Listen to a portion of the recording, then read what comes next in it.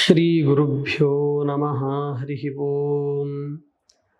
ತಪಸ್ವಾಧ್ಯಾಯ ಶುಶ್ರೂಷಾ ಕೃಷ್ಣ ಪೂಜಾರತಂ ಮುನಿಂ ವಿಶ್ವೇಶಮಿಷ್ಟದಂ ವಂದೇ ಪರಿವ್ರಾಟ್ ಚಕ್ರವರ್ತಿನಂ. ಯತ್ರ ಯೋಗೇಶ್ವರಃ ಕೃಷ್ಣಃ ಯತ್ರ ಪಾರ್ಥೋ ಧನುರ್ಧರಃ ತತ್ರ ಶ್ರೀ ವಿಜಯೋ ಭೂತಿಃ ಧ್ರುವ ನೀತಿರ್ಮತಿರ್ಮಮ. ಭಗವದ್ಗೀತೆಯ ಸಂವಾದ ಸರಣಿಯನ್ನು ಭಕ್ತಿ ಸುಧಾ ಚಾನಲ್ ಮುಖಾಂತರವಾಗಿ ನಾವು ಕೇಳ್ತಾ ಬಂದಿದ್ದೇವೆ. ಅದರಂತೆ ಈಗ 14ನೆಯ ಅಧ್ಯಾಯದ ಸಂವಾದವನ್ನು ನಡೆಸ್ತಾ ಇದ್ದೇವೆ. ಆದರೆ ಮುಖ್ಯವಾಗಿ ಬರುವಂತಹ ಪ್ರಶ್ನೆ, ಎಲ್ಲರಿಗೂ ಕೂಡ ಬರುವಂಥದ್ದು, ಇವತ್ತಿನ ಕಾಲಕ್ಕೂ ಕೂಡ ಯಾವತ್ತೋ ನಡೆದಿರುವಂತಹ ಮಹಾಭಾರತ, ಅದರಲ್ಲಿ ಬಂದಿರುವ ಭಗವದ್ಗೀತೆ, ನಮಗೆ ಅದರಲ್ಲಿ ಬರುವ ಅನೇಕ ವಿಷಯಗಳು ನಮಗೆ ಇವತ್ತಿನ ಕಾಲಕ್ಕೆ ಪ್ರಸ್ತುತ ಆಗ್ತದಾ? ಶ್ರೀ ಗುರುಭ್ಯೋ ನಮಃ. ಹರಿ ಓಂ. ಪ್ರಾಯ ಈ ಪ್ರಶ್ನೆ ಭಗವದ್ಗೀತೆಯನ್ನು ಯಾವಾಗ ಶ್ರೀಕೃಷ್ಣ ಪರಮಾತ್ಮ ಅರ್ಜುನನಿಗೆ ಉಪದೇಶ ಮಾಡಿದ ಆವತ್ತಿನಿಂದ ಇವತ್ತಿನವರೆಗೆ ಈ ಪ್ರಶ್ನೆ ಇದ್ದೇ ಇದೆ ನಿರಂತರವಾಗಿ. ಆದರೆ ಬಹಳ ಸಂತೋಷ ಪಡಬೇಕಾದ ವಿಷಯ ಏನು ಅಂದರೆ, ಈ ಪ್ರಶ್ನೆಯನ್ನು ಮಾಡುವ ಪಂಗಡ ಒಂದಿದೆ, ಅಷ್ಟೇ ಶ್ರದ್ಧೆಯಿಂದ ಭಗವದ್ಗೀತೆಯನ್ನು ಪ್ರಮಾಣ ಅಂತ ಆಧರಿಸಿಕೊಂಡು ಬಂದಿರುವಂತಹ ಪರಂಪರೆಯು ಮತ್ತೊಂದಿದೆ. ಇಲ್ಲಿ ಬಹಳ ಮುಖ್ಯವಾಗಿ ನಾವು ಗಮನಿಸಬೇಕಾದಂತಹ ಅಂಶ ಏನು ಅಂತಂದರೆ, ಯಾವುದು ಅಪ್ರಸ್ತುತ ಆಗುತ್ತೆ. ಯಾವುದೋ ಹೀಗೊಂದು ಗ್ರಂಥವನ್ನು ಅಥವಾ ಒಂದು ಲೇಖನವನ್ನು, ಒಂದು ಹಾಡನ್ನು ಯಾರೊಬ್ಬರು ಬರೆದಿದ್ದಾರೆ. ಯಾವಾಗ ಅದು ಅಪ್ರಸ್ತುತ? ಜನರ ಮಧ್ಯದಲ್ಲೇ ಇಲ್ಲ, ಎಲ್ಲೋ ಹೋಗಿ ಕಾಡಲ್ಲಿ ಕೂತ್ಕೊಂಡಿದ್ದಾನೆ, ತನಗೇನು ತೋಚುತ್ತೋ ಹಾಗೆ ಮಾಡಿಬಿಟ್ಟಿದ್ದಾನೆ. ಆ ವ್ಯಕ್ತಿ ಜನರ ಸಂಪರ್ಕವನ್ನು ಇಟ್ಟುಕೊಳ್ಳದೆ ತನಗೇನು ಯೋಚನೆ ಬರುತ್ತೋ ಅದನ್ನೆಲ್ಲ ಹಾಗೆ ಬರ್ಕೊಂಡು ಹೋದ ಅಂತಂದರೆ, ಈ ಕಾಲಕ್ಕೆ ಈ ಜನರ ಮಧ್ಯದಲ್ಲಿ ಇಲ್ಲದೆ ಇರುವಂಥದ್ದು ಇವತ್ತಿಗೆ ಹೇಗೆ ಪ್ರಸ್ತುತ ಅಂತ ನಮಗನ್ಸುತ್ತೆ. ಇದು ಹಾಗಾಗಿರುವಂಥದ್ದಲ್ಲ. ಇದು ಎಲ್ಲರೂ ನೋಡ್ತಾ ಇರುವಾಗ, ಎಲ್ಲರ ಜನರ ಮಧ್ಯದಲ್ಲಿ ಇರುವ ಸಂದರ್ಭದಲ್ಲಿ ಆವತ್ತಿನ ಕಾಲದ ಪ್ರಶ್ನೆಗೆ, ಆವತ್ತಿನ ಕಾಲದ ಸಮಸ್ಯೆಗೆ ಉತ್ತರ ರೂಪವಾಗಿ ಶ್ರೀಕೃಷ್ಣ ಪರಮಾತ್ಮ ಭಗವದ್ಗೀತೆಯನ್ನು ಉಪದೇಶ ಮಾಡಿರುವಂತಹದ್ದು ಅಂತ. ಅದು ಕೂಡ ಹೇಗೆ ನಡೆದಿದೆ, ಇನ್ನೇನು ಯುದ್ಧ ಆರಂಭ ಆಗಬೇಕು, ಆ ಸಂದರ್ಭದಲ್ಲಿ ಒಬ್ಬ ವ್ಯಕ್ತಿ ತಾನು ಯಾವುದೋ ಒಂದು ವಿಧವಾದ ಮೋಹಕ್ಕೆ ಒಳಗಾಗಿ ನಾನು ಇನ್ನು ಯುದ್ಧ ಮಾಡಲಿಕ್ಕೆ ಸಾಧ್ಯವೇ ಇಲ್ಲ ಅಂತ ಕುಸಿದು ಕೂತಾಗ ಅವನಿಗೋಸ್ಕರ ಹೇಳಿರತಕ್ಕಂಥ ಒಂದು ಉಪದೇಶ ಭಗವದ್ಗೀತೆ ಅನ್ನುವಂಥದ್ದು ಗೊತ್ತಿತ್ತು. ಅಂದರೆ ಇದೇನೋ ಹೀಗೆ ಪ್ರತಿಯೊಬ್ಬರೂ ಕೂಡ ಯುದ್ಧದಲ್ಲಿ ಕುಸಿದು ಕೂತಾಗಲೇ ಹೇಳಬೇಕು ಅಂತ ಅರ್ಥ ಅಲ್ಲ. ಈ ಥರದ ಎಲ್ಲ ಪ್ರಸಂಗಗಳಲ್ಲಿ ಕೂಡ ಮನುಷ್ಯ ಯಾವುದೋ ಒಂದು ಸಂದರ್ಭದಲ್ಲಿ ತನ್ನ ಅಸ್ತಿತ್ವವನ್ನು ಕಳ್ಕೊಳ್ಳುವ ರೀತಿಯಲ್ಲಿ ಯಾವುದೋ ಒಂದು ಹಿಂಜರಿಕೆಗೆ ಹೋದ ಸಂದರ್ಭಗಳಲ್ಲಿ ಆವಾಗ ಪ್ರತಿಯೊಬ್ಬರಿಗೂ ಕೂಡ ಹೇಳಬೇಕಾಗಿರತಕ್ಕಂಥ ಒಂದು ಸಂದರ್ಭ ಭಗವದ್ಗೀತೆ ಅಂತ ಹೇಳಿದರೆ ಪ್ರಾಯ ತಪ್ಪಾಗಲಿಕ್ಕಿಲ್ಲ. ಮತ್ತು ಅಷ್ಟೇ ಅಲ್ಲ, ಏನೊಂದು ಏಕಮುಖವಾಗಿಯೂ ಹೇಳಿರತಕ್ಕಂಥದ್ದಲ್ಲ ಶ್ರೀಕೃಷ್ಣ ಪರಮಾತ್ಮ. ಕೃಷ್ಣನು ಏನೇನು ಹೇಳ್ತಾ ಹೋಗ್ತಾನೋ ಅದೆಲ್ಲದಕ್ಕೂ ಕೂಡ ಪ್ರತಿಯಾಗಿ ಅರ್ಜುನ ಕೇಳ್ತಾನೆ, ಇದ್ಯಾಕೋ ನಂಗೆ ಸರಿ ಅನಿಸ್ತಾ ಇಲ್ಲ, ನನಗೆ ಇದ್ರ ಬಗ್ಗೆ ಹೇಳಿ ಅಂತ ಪದೇ ಪ್ರಶ್ನೆಗಳನ್ನು ಕೇಳಿ ಉತ್ತರವನ್ನು ಪಡೆದುಕೊಂಡಿರತಕ್ಕಂಥದ್ದು. ಆದ್ದರಿಂದ ಇದೊಂದು ಆವತ್ತಿನ ಕಾಲಕ್ಕೆ ಸುಸಂಗತವಾಗಿ ಇರತಕ್ಕಂಥದ್ದು, ಆ ಪ್ರಸಂಗಕ್ಕೆ ಸುಸಂಗತವಾಗಿರತಕ್ಕಂಥದ್ದು ಮತ್ತು ಪ್ರಶ್ನೆ ಉತ್ತರಗಳ ರೂಪದಲ್ಲಿ ಹೊರಗೆ ಬಂದಿರತಕ್ಕಂಥದ್ದು. ಆದ್ದರಿಂದ ಪ್ರಾಯ ಇದು ಎಂದಿಗೂ ಕೂಡ ಅಸಂಗತ ಅನಿಸ್ಲಿಕ್ಕೆ ಸಾಧ್ಯ ಇಲ್ಲ. ಒಂದು ವಿಷಯ. ಇನ್ನೊಂದು ವಿಷಯ ಏನು ಅಂತಂದರೆ, ಏನೋ ಸುಮ್ಮನೆ ಉಪದೇಶ ಮಾಡಿಬಿಟ್ಟಿದ್ದಾರೆ, ಉಪದೇಶ ಮಾಡಿದ ವ್ಯಕ್ತಿನೇ ಇದನ್ನು ಪಾಲಿಸಿಲ್ಲ, ಸುಮ್ಮನೆ ಎಲ್ಲವೂ ಹೇಳಲಿಕ್ಕಷ್ಟೇ ಹೊರತು ಅದು ಅನುಷ್ಠಾನ ಮಾಡಲಿಕ್ಕೆ ಯೋಗ್ಯವಾಗಿರತಕ್ಕಂಥದ್ದಲ್ಲ, ಬೇಕಾದಷ್ಟು ಹೇಳ್ತಾ ಕೂತ್ಕೋಬೋದು ಅಂತಲ್ಲ. ಕೃಷ್ಣ ತಾನು ಏನು ಉಪದೇಶವನ್ನು ಮಾಡಿದ ಉಪದೇಶ ತಾನೂ ತನ್ನ ಜೀವನದಲ್ಲಿ ಅನುಷ್ಠಾನ ಮಾಡ್ತಾನೆ. ಅಷ್ಟೇ ಅಲ್ಲ, ಆ ಕಾಲದಲ್ಲೇ ನಾವು ಗಮನಿಸಬೇಕು. ಕೃಷ್ಣ ಏನು ಹೇಳ್ದ? ನಿಮ್ಮ ಕರ್ತವ್ಯಗಳನ್ನು ನೀವು ಮಾಡಿ. ಇದು ಬರೀ ಅರ್ಜುನನಿಗೆಲ್ಲ, ಎಲ್ರಿಗೂ ಹೇಳಿರುವಂಥದ್ದು. ನಮ್ಮ ಕರ್ತವ್ಯಗಳನ್ನು ನಾವು ಪ್ರಾಮಾಣಿಕವಾಗಿ ಮಾಡಬೇಕು ಅನ್ನುವಂಥದ್ದು ವಿಷಯ. ಹಾಗಾದರೆ ಕೃಷ್ಣ ಮಾಡನ್ನ, ಕೃಷ್ಣ ಅಲ್ಲೇ ಅವನ ಜೀವನವನ್ನೇ ನಾವು ಗಮನಿಸ್ತಾ ಹೋದರೆ ಶ್ರೀಕೃಷ್ಣ ಪರಮಾತ್ಮ ಅದನ್ನು ಮಾಡಿದ್ದಾನೆ. ಆ ಕ್ಷಣದಲ್ಲಿ ಅದನ್ನು ಮಾಡಿದ್ದಾನೆ ಕೃಷ್ಣ. ಈಗ ಅರ್ಜುನ ಹೇಳ್ತಾನೆ, ಸೇನಯೋರ್ಭಯೋರ್ ಮಧ್ಯೆ ರಥಂ ಸ್ಥಾಪಯ ಮೇಚ್ಯುತ, ಎರಡು ಸೇನೆಗಳ ಮಧ್ಯದಲ್ಲಿ ಕರ್ಕೊಂಡು ಹೋಗಿ ನನ್ನ ರಥವನ್ನು ನಿಲ್ಲಿಸು. ಯಾರ್ಯಾರು ನನ್ನ ಜೊತೆಗೆ ಯುದ್ಧ ಮಾಡ್ಲಿಕ್ಕೆ ಅವ್ರು ಯಾರ್ಯಾರು ಬಂದಿದ್ದಾರೆ ಅವ್ರ ಮುಖ ಎಲ್ಲ ಒಂದ್ಸಲ ನಾವು ನೋಡಬೇಕು. ಕೃಷ್ಣ ಅರ್ಜುನನ ಜೊತೆಗೆ ಅವನಿಗೆ ಸಲಿಗೆ ಇದೆ. ಅರ್ಜುನ ಅದನ್ನು ತೊಗೊಂಡು ಏನು ಮಾಡ್ತೀಯ? ಯುದ್ಧ ಮಾಡಬೇಕು, ಅಷ್ಟು ಬಿಟ್ಟರೆ ಅವ್ರ ಮುಖಗಳನ್ನು ನೋಡ್ಕೊಂಡು ಈಗ ಏನು ಮಾಡ್ತೀಯಾ? ಮಧ್ಯಕ್ಕೆ ಯಾಕೆ ಹೋಗಿ ನಿಂತ್ಕೋತೀಯಾ? ಸುಮ್ಮನೆ ಇದ್ದ ಜಾಗದಲ್ಲೇ ಇದ್ದು ಯುದ್ಧ ಮಾಡ್ಬೋದಲ್ಲ, ಒಂದು ಸಲಹೆ ಕೊಡ್ಬೋದಿತ್ತು. ಕೃಷ್ಣ ಯೋಚನೆ ಮಾಡ್ದ, ನನ್ನ ಕರ್ತವ್ಯ ಈ ಕ್ಷಣಕ್ಕೆ, ನನ್ನ ಕರ್ತವ್ಯ ಏನು ಪ್ರಾಪ್ತ ಆಗಿದೆ? ನನ್ನ ಕರ್ತವ್ಯ ಸಾರಥಿಯ ಕರ್ತವ್ಯ. ಸಾರಥಿ ಏನು ಮಾಡಬೇಕು? ರಥಿಕ ಏನು ಹೇಳ್ತಾರೋ ಅದನ್ನು ಕೇಳಬೇಕು. ಅದು ಅರ್ಜುನನೇ ಆಗಿರಲಿ, ಏನೇ ಆಗಿರಲಿ, ಜಗತ್ಪ್ರಭುವಾದ ಇಡೀ ಜಗತ್ತನ್ನೇ ನಿಯಂತ್ರಣ ಮಾಡ್ತಕ್ಕಂತಹ ಶ್ರೀಕೃಷ್ಣ ಪರಮಾತ್ಮ ತನ್ನ ರಥಿಕ ತನಗೆ ಹೇಳ್ದ, ನಾನೊಬ್ಬ ಸಾರಥಿ, ನನ್ನ ಡ್ಯೂಟಿ ನಾನು ಮಾಡಬೇಕು. ಇನ್ನು ನೆಕ್ಸ್ಟ್ ತಾನು ಉಪದೇಶ ಮಾಡಬೇಕಾಗಿದೆ, ನೀವೆಲ್ಲರೂ ಇದನ್ನು ಅನುಷ್ಠಾನ ಮಾಡಬೇಕು, ನಿಮ್ಮ ಕರ್ತವ್ಯಗಳನ್ನು ನೀವು ಮಾಡಬೇಕು ಅಂತ ತಾನು ಎಲ್ರಿಗೂ ಉಪದೇಶ ಮಾಡಬೇಕಾಗಿದೆ. ಹಾಗಿದ್ರೆ ತಾನು ಅನುಷ್ಠಾನ ಮಾಡಬೇಕಲ್ಲ. ಅದಕ್ಕೋಸ್ಕರವಾಗಿ ತಾನು ಅಲ್ಲಿ ಅನುಷ್ಠಾನ ಮಾಡಿ ತೋರಿಸಿಕೊಟ್ಟಿದ್ದಾನೆ. ಆದ್ದರಿಂದ ಬರೀ ಇದು ಥಿಯರಿ ಅಲ್ಲ, ಇದು ಪ್ರಾಕ್ಟಿಕಲ್ ಆಗಿಯೂ ಕೂಡ ಅನುಷ್ಠಾನ ಮಾಡಬೇಕು. ಎಷ್ಟೋ ಜನ ಭಗವದ್ಗೀತೆ ಅಂದರೆ ಏನು ಅಂದ್ಕೊಂಡ್ಬಿಟ್ಟಿದ್ದಾರೆ ಅಂತಂದರೆ, ಗೀತಾ ಜಯಂತಿ ದಿವಸ ನಾವು ಪಾರಾಯಣ ಮಾಡಿಬಿಟ್ವಿ, ಭಗವದ್ಗೀತೆ 700 ಶ್ಲೋಕ ಪಾರಾಯಣ ಮಾಡಿಬಿಟ್ವಿ, ಮುಗೀತು, ಶ್ರೀಕೃಷ್ಣಾರ್ಪಣ ಮಸ್ತು, ಕೃಷ್ಣ ನಮಗೆ ಪ್ರೀತನಾಗಿಬಿಡ್ತಾನೆ. ಕೃಷ್ಣ ಖಂಡಿತ ಇದಕ್ಕೆ ಪಾರಾಯಣ ಮಾಡೋದ್ರಿಂದ ಪುಣ್ಯ ಇಲ್ಲ ಅಂತ ಹೇಳ್ತಿಲ್ಲ. ನಿಜವಾಗಲೂ ಕೃಷ್ಣ ಯಾವುದಕ್ಕೋಸ್ಕರ ಇದನ್ನು ಹೇಳಿದ್ದು ಅಂತಂದರೆ, ಇದನ್ನು ನೀನು ಜೀವನದಲ್ಲಿ ಅನುಷ್ಠಾನ ಮಾಡು, ಕುರು ಕುರು ಕುರು ಅಂತ ಪ್ರತಿ ಸಂದರ್ಭದಲ್ಲಿಯೂ ಕೂಡ ಕೃಷ್ಣ ಯಾಕೆ ಹೇಳ್ತಾನೆ ಅಂತಂದರೆ, ಇದು ನಮ್ಮ ಜೀವನದಲ್ಲಿ ನಾವು ಇದನ್ನು ಅಳವಡಿಸ್ಕೊಳ್ಬೇಕು. ಎಷ್ಟು ಪ್ರಾಕ್ಟಿಕಲ್ ಆಗಿದೆ ಭಗವದ್ಗೀತೆ ಅಂತಂದರೆ, ಪ್ರತಿಯೊಂದು ಕ್ಷಣಕ್ಕೂ ನಾವು ನಮ್ಮ ಮಕ್ಕಳಿರ್ತಾರೆ, ಅವರಿಗೆ ನಾವು ಉಪದೇಶ ಮಾಡ್ತೀವಿ. ನೋಡ್ತೀವಪ್ಪ, ಹೀಗೆ ಮಾಡಿದರೆ ಒಳ್ಳೇದಾಗುತ್ತೆ ನಿನಗೆ, ನೀನು ಹೀಗೆ ಮಾಡಿದರೆ ನಿನಗೆ ಲಾಸ್ ಆಗುತ್ತೆ, ನಿನಗೆ ಹಾಳಾಗುತ್ತೆ, ನಿನಗೆ ಕೆಡುಕಾಗುತ್ತೆ. ನಾನೊಬ್ಬ ತಂದೆಯಾಗಿ ನಿನಗೇನು ಹೇಳಬೇಕು ಅದನ್ನು ನಾನು ಹೇಳಿದ್ದೀನಿ, ನೀನು ಅರ್ಥ ಮಾಡ್ಕೊಂಡಿದ್ದೀನಿ ಅಂತ ನಾನು ಅಂದ್ಕೊಂಡಿದ್ದೀನಿ, ಇನ್ನು ನಿನಗೆ ಬಿಟ್ಟದ್ದು. ಇದು ಸಹಜವಾಗಿ ಪ್ರತಿಯೊಂದು ಕಡೆಯಲ್ಲಿ ಕೂಡ ಗುರು ಶಿಷ್ಯ, ತಂದೆ ಮಗ, ಅಥವಾ ಗಂಡ ಹೆಂಡತಿ, ಯಾರೇ ಪರಸ್ಪರ ಉಪದೇಶ ಮಾಡುವ ಸಂದರ್ಭದಲ್ಲಿ ಒಂದು ಹಿತವಾದದ್ದನ್ನೆಲ್ಲವನ್ನೂ ಕೂಡ ಹೇಳಿ ಕೊನೆಗೆ ಈ ಮಾತನ್ನು ನಾವು ಸೇರಿಸ್ತೇವೆ. ಕೃಷ್ಣ ಇಷ್ಟೂ ಭಗವದ್ಗೀತೆಯನ್ನು ಉಪದೇಶ ಮಾಡಿ ಅರ್ಜುನನಿಗೂ ಕೂಡ ಆ ಛಾಯಿಸನ್ನು ಬಿಟ್ಟು ಕೊಡ್ತಾನೆ. ನಾನಿಷ್ಟು ನಿನಗೆ ಹೇಳಿದ್ದೀನಿ, ಇದನ್ನು ನೀನು ಆತ್ಮಾವಲೋಕನ ಮಾಡ್ಕೋ, ವಿಮರ್ಶೆ ಮಾಡ್ಕೋ, ಯಥೇಚ್ಛಸಿ ತಥಾ ಕುರು. ಇಷ್ಟು ಹೇಳಿದ ಮೇಲೆ ನೀನೇನು ದಡ್ಡ ಅಲ್ಲ, ಅಥವಾ ನೀನೇನು ಸಣ್ಣ ಮಗು ಅಲ್ಲ, ನೀನು ಒಬ್ಬ ಯೋಧ ಆಗಿ ಇಲ್ಲಿ ಬಂದು ನಿಂತುಕೊಂಡಿದ್ಯಾ. ಅದರಿಂದ ಇಷ್ಟು ಹೇಳಿದ ಮೇಲೂ ಕೂಡ ನಾನು ಹೇಳಿದ್ದೀನಿ ಅನ್ನೋ ಕಾರಣ ನೀನು ಮಾಡಬೇಕು ಅಂತ ಏನೂ ಇಲ್ಲ, ನನಗೆ ಹಠ ಇಲ್ಲ, ಅಯ್ಯೋ, ಅಥವಾ ನನಗೇನು ಬೇಜಾರು ಇಲ್ಲ, ನಾನು ಇಷ್ಟು ಉಪದೇಶ ಮಾಡಿದೆ ಆದರೂ ಅರ್ಜುನ ಕೇಳಲಿಲ್ವಲ್ಲಪ್ಪ ಅಂತ ನನಗೇನು ಬೇಜಾರಿಲ್ಲ. ಅರ್ಜುನನಿಗೆ ಒಳ್ಳೆಯದಾಗಲಿ, ನನ್ನ ಸ್ನೇಹಿತನಿಗೆ ಒಳ್ಳೆಯದಾಗಲಿ, ನಾನು ಹೇಳಿದ್ದೀನಿ. ಇಷ್ಟಾದ ಮೇಲೆ ನಿನಗೇನು ಬೇಕೋ ಅದನ್ನು ಮಾಡು, ಇಲ್ಲ ಅಂದರೆ ಬಿಡು, ಏನು ತೊಂದರೆ ಇಲ್ಲ. ಈ ಮಟ್ಟಕ್ಕೆ ಅದನ್ನು ಉಪದೇಶ ಮಾಡಬೇಕು ಅಂತಂದರೆ, ಅದರ ಆದಿಯಿಂದ ನಾವು ಅಂತ್ಯದವರೆಗೆ ಭಗವದ್ಗೀತೆಯನ್ನು ನೋಡೋದು ಅಂತಂದರೆ, ಹೀಗೆ ನಮ್ಮ ಜೀವನದಲ್ಲಿ ಬರ್ತಕ್ಕಂಥ ಪ್ರತಿಯೊಂದು ಕ್ಷಣಕ್ಕೂ ಕೂಡ, ಪ್ರತಿಯೊಂದು ಹಂತದಲ್ಲಿಯೂ ಕೂಡ ಶ್ರೀಮದ್ ಭಗವದ್ಗೀತೆ ನಮಗೆ ಮಾರ್ಗದರ್ಶಕವಾಗಿ ನಿಂತುಕೊಳ್ಳುತ್ತೆ. ಇವತ್ತಿಗೆ ಅಲ್ಲ, 21ನೇ ಶತಮಾನಕ್ಕಲ್ಲ, ಇನ್ನು ಮುಂದೆ ಶತಶತಮಾನಗಳ ಕಳೆದರೂ ಕೂಡ ಭಗವದ್ಗೀತೆ ಎಂದಿಗೂ ಕೂಡ ಪ್ರಸ್ತುತವಾಗಿಯೇ ಇರುತ್ತೆ. ಇದು ಭಗವದ್ಗೀತೆಯಲ್ಲೇ ಇರತಕ್ಕಂಥ ಒಂದು ತಾಕತ್ತು. ಯಾಕೆಂದರೆ ಅದು ಶ್ರೀಕೃಷ್ಣ ಪರಮಾತ್ಮನ ಮುಖ ಕಮಲದಿಂದ ಹೊರಗೆ ಬಂದದ್ದು, ಅದು ಮಂತ್ರ ತುಲ್ಯವಾದದ್ದು. ಅದು ಎಂದಿಗೂ ಕೂಡ ಅದರ ಶಕ್ತಿ, ಅದರ ಸಾಮರ್ಥ್ಯ ಅದರಲ್ಲಿ ಇದ್ದೇ ಇರುತ್ತೆ.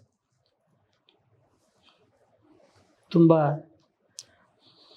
ಅರ್ಥ ಮಾಡ್ಕೊಳ್ಳುವಂತಹ ವಿಷಯಗಳನ್ನು ಹೇಳಿದ್ರಿ.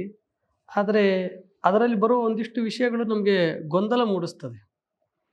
ಈ 14ನೇ ಅಧ್ಯಾಯದಲ್ಲಿ ತಗೊಳ್ತಾ ಹೋದರೆ ಗುಣತ್ರಯಗಳನ್ನು ಹೇಳ್ತಾರೆ, ಸತ್ವ, ರಜಸ್ಸು, ತಮಸ್ಸು. ಲೋಕದಲ್ಲಿ ಇದು ಇದೆ ಅಂತ ಆದರೆ ಎಲ್ಲೂ ಗೊಂದಲ ಸೃಷ್ಟಿಯಾಗೋ ಸಹಜತೆ ಇಲ್ವಾ? ಸಹಜವಾಗಿ ಯಾರೋ ಒಬ್ರಿಗೆ ಸಾತ್ವಿಕನಿಗೆ ಹೀಗಾಯಿತು, ರಾಜಸನಿಗೆ ಹಿಂಗಾಯಿತು, ನಾವೆಲ್ಲೋ ಒಂದು ಕಡೆಗೆ ಇದು ಯಾಕೆ ಹಂಗೆ ಮಾಡ್ದ, ಏನೋ ಒಂದು ಕೃಷ್ಣನ ಉಪದೇಶ ಇದು ನಮಗೆ ಗೊಂದಲಕ್ಕೆ ಕಾರಣ ಆಗಬಹುದಲ್ವಾ? ಗುಣತ್ರಯಗಳನ್ನು ಉಪದೇಶ ಮಾಡಿದ್ದಾನೆ, ಅದರ ಪ್ರಭಾವಗಳು ಅದೆಲ್ಲ ನಮಗೆ ಎಲ್ಲೋ ಒಂಥರ ಗೊಂದಲ ಸೃಷ್ಟಿಯಾಗ್ತದೆ. ಅಯ್ಯೋ, ಇಲ್ಲ ಇವರೆಲ್ಲರೂ ಕೊನೆಗೆ ಅದಕ್ಕೆ ತಂದು ನಿಲ್ಲಿಸ್ತಾರೆ ಏನೋ, ಇವನು ರಾಜಸ ಮರ, ಇವನು ತಾಮಸ. ಇದು ಸಹಜವಾಗಿ ಬರುವಂತಹ ಪ್ರಶ್ನೆ. ಆದರೆ ಇದು ಪ್ರಸ್ತುತ ಈಗ ಅಷ್ಟು ಸಮಂಜಸವ ಅಂತ ಅನ್ನೋ ಲೆಕ್ಕಕ್ಕೆ ಬರ್ತದೆ. ಇದು ನೀವು ವಿಷಯ ಹೇಳಿದ್ರಿ, ಅವನ ಪ್ರಾಮಾಣಿಕ, ಅವನದು ಏನಿರಲಿಲ್ಲ ಇದು. ಆದರೆ ಹೇಳುವಾಗ ನೀನು ಹೀಗೆ, ಅವನು ಹೀಗೆ, ಇವನು ಸತ್ವ, ಇವನು ರಾಜಸ, ತಾಮಸ ಅಂತ ಹೇಳಿಬಿಟ್ರೆ ಕೊನೆಗೆಲ್ಲವೂ ಕೂಡ ಅದು ಲಾಸ್ಟ್ ಬೌಂಡ್ರಿಗೆ ತಂದು ನಿಲ್ಲಿಸಿದಂಗೆ ಆಗ್ತದೆ. ಇದಕ್ಕೊಂದು ಸ್ವಲ್ಪ ವಿವರಣೆ ಸರಿಯಾಗಬೇಕಾಗ್ತದೆ. ಖಂಡಿತ. ಅದೇ ನಾವು ಗೊಂದಲ ಸೃಷ್ಟಿಯಾಗೋದು ಅಂತಂದರೆ ತುಂಬ ಒಳ್ಳೆಯ ಪ್ರಶ್ನೆಯನ್ನು ತೆಗೆದುಕೊಂಡಿದ್ದಾರೆ. ಈ ಗೊಂದಲ ಸೃಷ್ಟಿಯಾಗೋದು ಅನ್ನೋದರ ಅರ್ಥ ಪ್ರಾಯ ಅವರವರನ್ನು ನಾವು ಇವನು ಹೀಗೆ ಅಂತ ಅವನನ್ನು ನಾವು ತೀರ್ಮಾನ ಮಾಡಿ ಬಿಟ್ಬಿಡ್ತೀವಿ. ಇವನು ಸಾತ್ವಿಕ ಅಷ್ಟೇ, ಇವನು ಏನು ಮಾಡಿದ್ರು ಒಬ್ಬ ವ್ಯಕ್ತಿ ಒಂದು ಸಲ ಸಾತ್ವಿಕ ಅಂತ ತೀರ್ಮಾನ ಆಗಿಬಿಡ್ತು. ಅವ್ನು ಏನು ಮಾಡಿದ್ರು ಅವ್ನು ಸಾತ್ವಿಕ ಆದ್ರಿಂದ ಒಂದು ನಡೆದು ಹೋಗುತ್ತೆ. ಇವನು ತಾಮಸ, ಇವನು ಏನು ಮಾಡಿದ್ರು ಕೆಟ್ಟದು. ಈ ಥರ ನಾವು ಒಂದು ಸಲ ಒಂದು ರೀತಿಯಲ್ಲಿ ಡಿವೈಡ್ ಮಾಡಿಬಿಡ್ತೇವೆ ಜನರನ್ನು. ಈ ಕಾರಣದಿಂದ ಸಹಜವಾಗಿ ಎಲ್ಲಿ ಡಿವೈಡ್ ಮಾಡಿ ಆಳ್ತಾರೆ ಅಲ್ಲಿ ಸಹಜವಾಗಿ ಗೊಂದಲಗಳನ್ನು ನಾವೇ ಸೃಷ್ಟಿ ಮಾಡ್ದಂಗೆ ಅನ್ನುವಂಥದ್ದು ಇದು ಲೋಕ ಎಲ್ರಿಗೂ ಬರ್ತಕ್ಕಂಥ ಒಂದು ಸಹಜವಾಗಿರುವಂತಹ ಪ್ರಶ್ನೆ. ಆದರೆ ಎಷ್ಟು ಪ್ರಶ್ನೆಗಳಿಗೆ ಪ್ರಾಯ ಪ್ರತಿಯೊಬ್ಬ ಮನುಷ್ಯನಿಗೂ ಕೂಡ ಉತ್ತರ ಸಿಗೋದಿಲ್ಲ. ಈ ಗುಣತ್ರಯವನ್ನು ಆಶ್ರಯಿಸಿಕೊಂಡ್ರೆ ಮಾತ್ರ ಉತ್ತರ ಅಂತ ನಮ್ಗನ್ಸುತ್ತೆ. ಈಗ ಒಬ್ಬ ವ್ಯಕ್ತಿ ಅವನು ಕೆಟ್ಟ ಕೆಲಸವನ್ನು ಮಾಡ್ತಾ ಇದ್ದಾನೆ, ಒಬ್ಬನು ಒಳ್ಳೆಯ ಕೆಲಸವನ್ನು ಮಾಡ್ತಿದ್ದಾನೆ. ಇಬ್ಬರೂ ಮನುಷ್ಯರೇ, ಇಬ್ಬರೂ ತಿನ್ನುವ ಅನ್ನ ಒಂದೇ. ಹೀಗಿರುವಾಗ ಇವನು ಹೀಗಿದ್ದಾನೆ, ಇವನೊಬ್ಬ ಹೀಗಿದ್ದಾನೆ, ಯಾಕೆ ಹೀಗೆ? ಕೆಲವು ಸಂದರ್ಭಗಳಲ್ಲಿ ನಾವು ಉತ್ತರ ಕೊಡ್ಬೋದು. ಇಬ್ಬರೂ ತಿನ್ನೋ ಅನ್ನ ಒಂದೇ ಆಗಿದ್ರೂ ಕೂಡ ಅವನ ಸುತ್ತಮುತ್ತಲು ವಾತಾವರಣ, ಪರಿಸರ ಇದು ತುಂಬ ಅವನ ಮೇಲೆ ಪ್ರಭಾವ ಬೀರುತ್ತೆ. ಅವನ ಪಾಪ ಆ ಥರದ ಪರಿಸರದಲ್ಲಿದ್ದ, ಕೆಟ್ಟ ಜನರ ಮಧ್ಯದಲ್ಲಿ ಇದ್ದೇ ಬೆಳೆದ್ಬಿಟ್ಟ. ಆದ್ದರಿಂದ ಅವನ ಸ್ವಭಾವ ಕೆಟ್ಟದಾಗಿ ಹೋಗಿದೆ. ಇವನು ಒಳ್ಳೆಯವರ ಮಧ್ಯದಲ್ಲಿದ್ದ, ಆದ್ದರಿಂದ ಇವನು ಒಳ್ಳೆಯವನಾದ.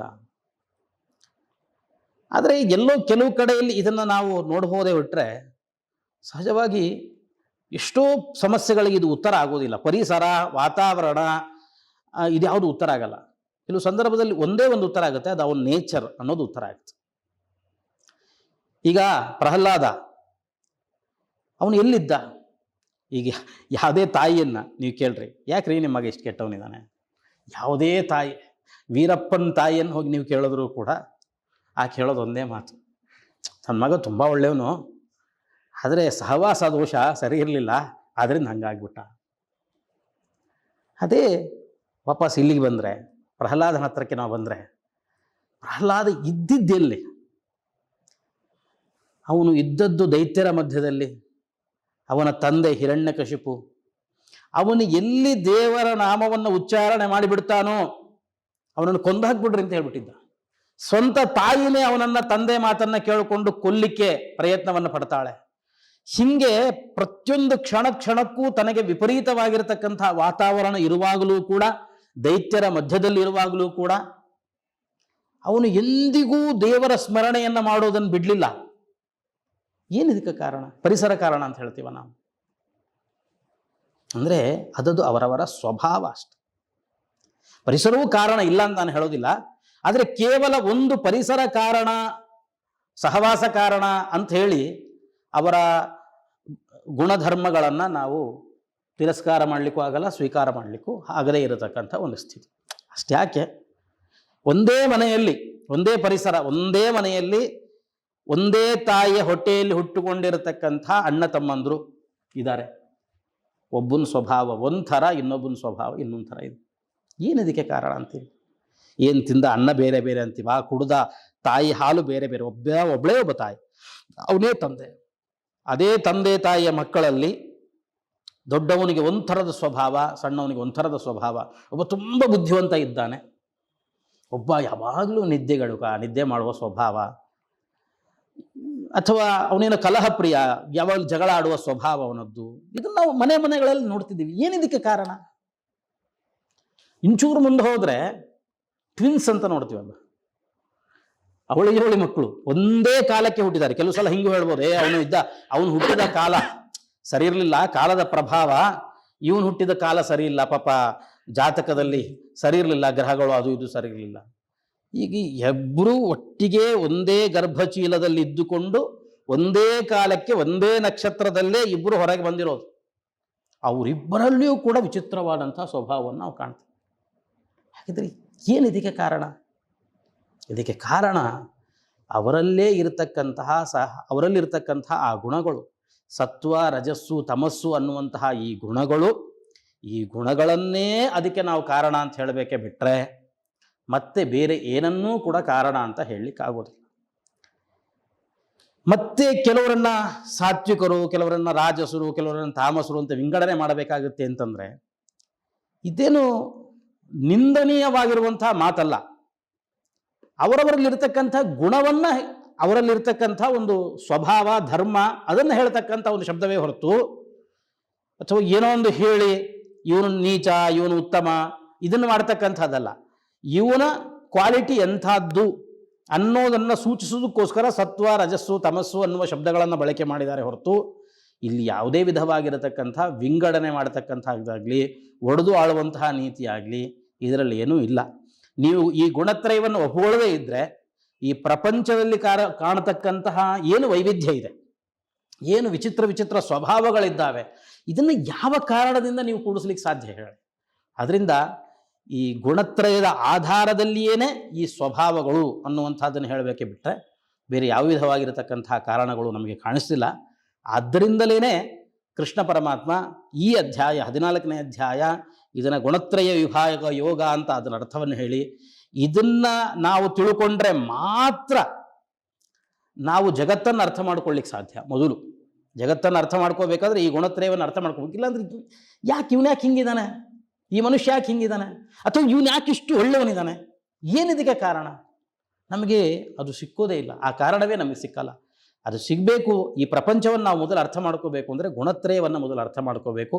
ಅಷ್ಟೇ ಅಲ್ಲ, ಭಗವಂತ ಆರಂಭದಲ್ಲೇ ಒಂದು ಮಾತನ್ನು ಹೇಳ್ತಾನೆ, ಇದನ್ನು ನೀವು ತಿಳಿಯೋದ್ರಿಂದಾಗಿ ನಿಮಗೆ ಸಾಧರ್ಮ್ಯ ಲಭಿಸುತ್ತೆ, ಸಾರೂಪ್ಯ ಅನ್ನುವಂತಹ ಮೋಕ್ಷದ ಕಡೆಗೆ ನಿಮ್ಮನ್ನು ಇದು ಕರ್ಕೊಂಡು ಹೋಗುತ್ತೆ ಅನ್ನುವಷ್ಟು ಇದಕ್ಕೊಂದು ಮಹತ್ವವನ್ನು ಕೊಟ್ಟಿದ್ದಾನೆ. ಅಂತಂದರೆ ಆ ಗುಣತ್ರಯವನ್ನು ಅರ್ಥ ಮಾಡಿಕೊಂಡ್ರೆ ಮೊದಲು ನಾವು ಪ್ರಪಂಚವನ್ನು ಅರ್ಥ ಮಾಡ್ಕೋಬೋದು. ಪ್ರಪಂಚವನ್ನು ಅರ್ಥ ಮಾಡಿಕೊಳ್ಳುವ ಕಾರಣದಿಂದ ನಮ್ಮಲ್ಲಿ ವರ್ತನೆ, ನಮ್ಮ ವ್ಯವಹಾರ ಇದೆಲ್ಲವೂ ಕೂಡ ಬದಲಾವಣೆ ಆಗಲಿಕ್ಕೆ ಸಾಧ್ಯತೆ ಇದೆ. ಅದರಿಂದಾಗಿ ನಾವು ಮೋಕ್ಷವನ್ನು ಪಡೀಲಿಕ್ಕೆ ಸಾಧ್ಯತೆ ಇದೆ. ಅದರಿಂದ ಕೇವಲ ಲೌಕಿಕ ವ್ಯವಹಾರಕ್ಕೋಸ್ಕರ ಮಾತ್ರ ಗುಣತ್ರಯದ ಜ್ಞಾನ ಅಂತಲ್ಲ, ಇದನ್ನು ತಿಳಿಯುವ ಮೂಲಕವಾಗಿ ಇದು ಮೋಕ್ಷಕ್ಕೂ ಕಾರಣ. ಆದ್ದರಿಂದಾಗಿ ನಾವು ಗುಣತ್ರಯವನ್ನು ತಿಳ್ಕೋಬೇಕು. ಸಹಜವಾದ ಆಚಾರ್ಯರ ನಿರೂಪಣೆ ನೋಡಿದರೆ ಹೌದು ಒಪ್ಕೊಂಡ್ಬಿಡಬೇಕು ಅಂತ ಅನಿಸ್ತದೆ. ಆದರೆ ನಮಗೆ ಲೋಕದಲ್ಲಿ ಆ ಥರದ್ದು ಕಾಣಲಿಕ್ಕೇ ಸಾಧ್ಯ ಇಲ್ಲ. ನೀವು ಹೇಳಿದ್ರಿ ನಾವು ವಿಂಗಡಗಳನ್ನು ಮಾಡಿಬಿಡಬಹುದು ಸುಲಭವಾಗಿ ಅಂತ. ಆದರೆ ಒಬ್ಬನೇ ಒಬ್ಬ ವ್ಯಕ್ತಿಯಲ್ಲಿ ವಿರುದ್ಧವಾದ ಸ್ವಭಾವಗಳನ್ನು ಕಾಣ್ತೀವಿ. ನೀವು ಹೇಳಿದ್ರೆ ಒಬ್ಬರು ಸಾತ್ವಿಕ, ತುಂಬ ಜಪ ಮಾಡ್ತಾನೆ, ತಪ ಮಾಡ್ತಾನೆ, ಲೋಕೋಪಕಾರದ ಒಳ್ಳೊಳ್ಳೆ ಕೆಲಸಗಳನ್ನು ಮಾಡ್ತಾನೆ. ಒಬ್ಬನು ಅವನಿಗೆ ಸಹಾಯ ಮಾಡ್ತಾನೆ, ಇನ್ನೊಬ್ಬನು ದುಷ್ಟನಿಗೂ ಸಹಾಯ ಮಾಡ್ತಾನೆ. ಆ ಥರದ ಸ್ವಭಾವನೂ ಇರ್ತದೆ. ಒಬ್ಬನು ಕೇವಲ ದುಷ್ಟ ಕೆಲಸಗಳನ್ನೇ ಮಾಡಿಕೊಂಡು ತನ್ನ ಜೀವನವನ್ನು ನಡೆಸ್ಕೊಂಡು ಹೋಗ್ತಾನೆ. ಆದರೆ ನಮಗೆ ಲೋಕದಲ್ಲಿ ಹೆಂಗೆ ಕಾಣ್ತಾ ಇದೆ ಅಂತಂದರೆ, ನಾವು ಯಾರನ್ನು ಒಳ್ಳೆ ಕೆಲಸ ಮಾಡ್ತೀವಿ ಅಂತ ಅಂದ್ಕೊಂಡಿರ್ತೇವೋ ಅವರು ತಮ್ಮ ಬಿಹೈಂಡ್ ದಿ ಸೀನ್ ತುಂಬ ಕೆಟ್ಟ ಕೆಲಸಗಳನ್ನು ಮಾಡೋರಿರ್ತಾರೆ. ಯಾರು ಒಳ್ಳೆ ಕೆಲಸಗಳನ್ನು ಮಾಡ್ತಾರೆ ಅಂತಾರೋ, ಕೆಟ್ಟ ಕೆಲಸಗಳನ್ನು ಮಾಡ್ತಾರೆ ಅಂತಾರೋ, ಬಿಹೈಂಡ್ ದಿ ಸೀನು ತುಂಬ ಒಳ್ಳೆ ಕೆಲಸಗಳನ್ನು ಮಾಡೋರಿದ್ದಾರೆ. ಹೀಗೆ ಒಬ್ಬನೇ ವ್ಯಕ್ತಿಯಲ್ಲಿ ವಿರುದ್ಧವಾದ ಧರ್ಮಗಳನ್ನು ನಾವು ಕಾಣ್ತೇವೆ. ಇದನ್ನು ನೀವು ಹೆಂಗೆ ಕೊಡಿಸ್ಲಿಕ್ಕೆ ಸಾಧ್ಯ ಈ ಗುಣತ್ರಯಗಳನ್ನು ಇಟ್ಕೊಂಡು? ತೋರಿಕೆಗೆ ಇದು ಸಹಜ. ಇವತ್ತಿನ ಕಾಲ ಹಂಗಿದೆ. ಇದು ಕಾಲಕ್ಕನುಗುಣವಾದಂತಹ ಪ್ರಶ್ನೆ. ನಮ್ಮ ತೋರಿಕೆಗೆ ನಾವು ಒಂಥರ ಇರ್ತೀವಿ, ಒಳಗೆ ಇನ್ನೊಂದು ಥರ ಇರ್ತೀವಿ.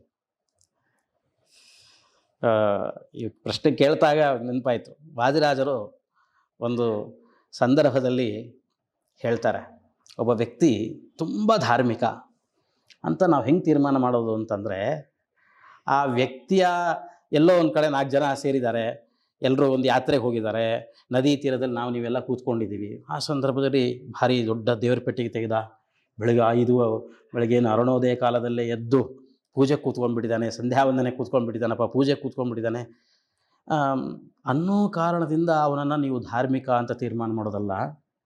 ಅವನನ್ನು ತೀರ್ಮಾನ ಮಾಡೋದಕ್ಕೆ ಹೆಂಗೆ ಅಂತಂದರೆ, ನೀವು ಇದ್ದಕ್ಕಿದ್ದಾಗ ಒಂದು ದಿವಸ ಅವನ ಮನೆಗೆ ಅದೇ ಟೈಮ್ಗೆ ಹೋಗಬೇಕು. ನಿಜವಾಗಲೂ ತನ್ನ ಮನೆಯಲ್ಲಿ ಯಾರೂ ನೋಡದೇ ಇರುವ ಸಂದರ್ಭದಲ್ಲಿ ಅವನು ಹಂಗಿದ್ದಾನೆ ಅಂತಂದರೆ ಆವಾಗ ಒಂದು ಧಾರ್ಮಿಕನ ಅಧಾರ್ಮಿಕನ ಅನ್ನೋ ತೀರ್ಮಾನ ಆಗುತ್ತೆ.